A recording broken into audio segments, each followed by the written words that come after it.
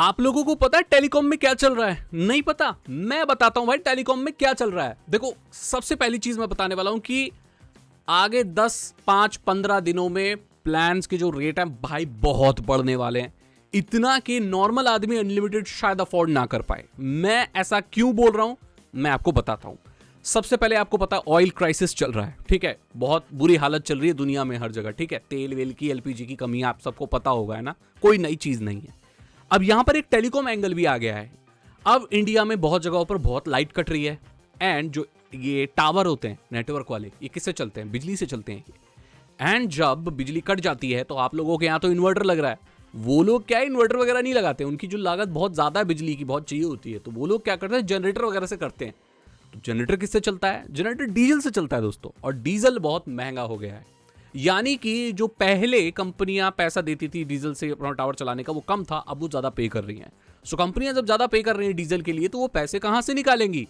हमारी जेब से निकालेंगी वो। तो ये तो पहला हो गया कि भाई जो नॉर्मल लोग हैं, सब लोग हैं, उनके लिए भारी पड़ने वाला पॉकेट पे अपना इंटरनेट चलाना या अपना सिम एक्टिव रखना, जो भी है। ये पहली चीज।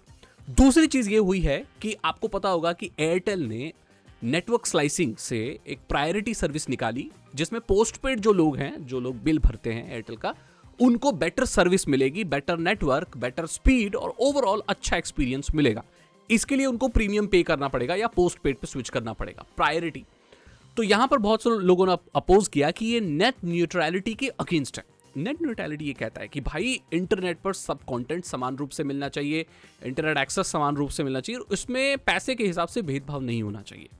जबकि एयरटेल का ये कहना है कि हम ट्राई के सारे नियम फॉलो कर रहे हैं और ये जो नेट न्यूट्रलिटी है इसके अगेंस्ट हम नहीं जा रहे हैं, ठीक है? और नेटवर्क स्लाइसिंग तो वैसे भी वैलिड चीज है, और ये 5G का जो इंफ्रास्ट्रक्चर है वो बाय डिफॉल्ट इसको अलाउ करता है। सो बेसिकली नेटवर्क में जो 5G की जो नेटवर्क स्लाइसिंग होती है, वो क्या होता है कि एक 5G को ना अलग अलग पार्ट में बांट दिया जाता है, अलग अलग लोगों के लिए, अलग अलग सर्विसेज के लिए अलग अलग स्लाइस करके बांट दिया है कि प्रीमियम लोगों के लिए ये वाला जाएगा, नॉर्मल लोगों के लिए ये वाला पाइप, और ये, ताकि जो प्रीमियम वाले लोग हैं उनको कम कंजेशन लगे।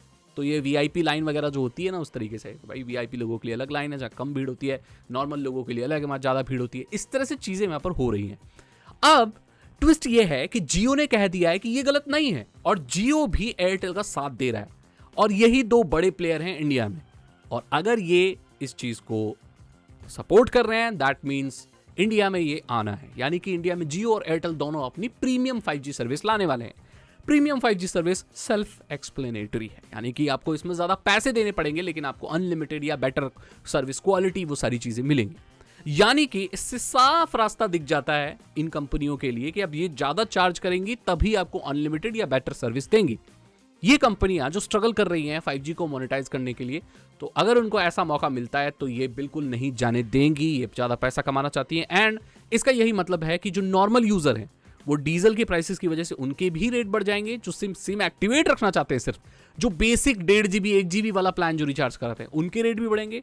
एंड जो अनलिमिटेड जो डेटा चूसते हैं, जो बहुत हैवी प्लान रिचार्ज कराते हैं, उनको प्रायोरिटी पे जाना पड़ेगा, प्रीमियम 5G को रिचार्ज कराना पड़ेगा, जिनका ऑब्वियसली रेट ज्यादा होने वाला है। यानी कि एक गरीब आदमी हो या एक मिडिल क्लास का आदमी हो, मिडिल क्लास का जो प्रीमियम वाला हो, सबके लिए रिचार्ज के रेट्स बढ़ने वाले हैं। इसमें कोई राहत नहीं मिलेगी, और ये बहुत ही जल्दी होने वाला है।